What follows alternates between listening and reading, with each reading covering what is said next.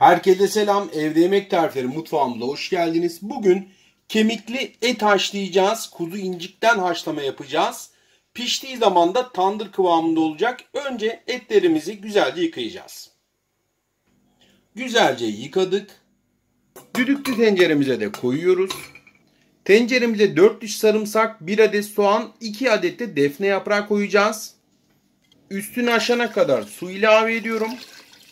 Kapağını da kapatıyorum. Düdüklü tenceremde pişireceğim.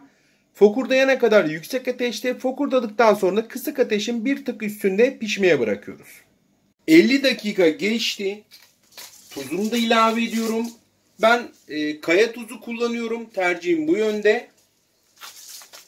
Yaklaşık 1,5 tatlı kaşığı koyuyorum. Damak tadınıza göre tuz ilave edebilirsiniz. 3 adet de patatesimi böyle biraz iri bir şekilde doğradım.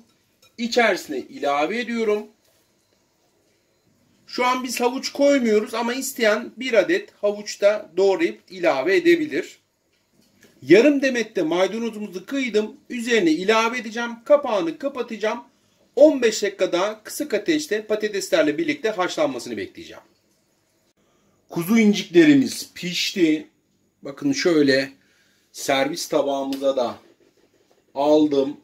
Bunun suyu adeta bir vitamin deposu. Kuzu inciklerin içerisinde ilik de olduğu için bir kolajen deposu, hem bağışıklığınızı güçlendirir hem de kemiklerin kaynamasında da büyük etken rol oynar.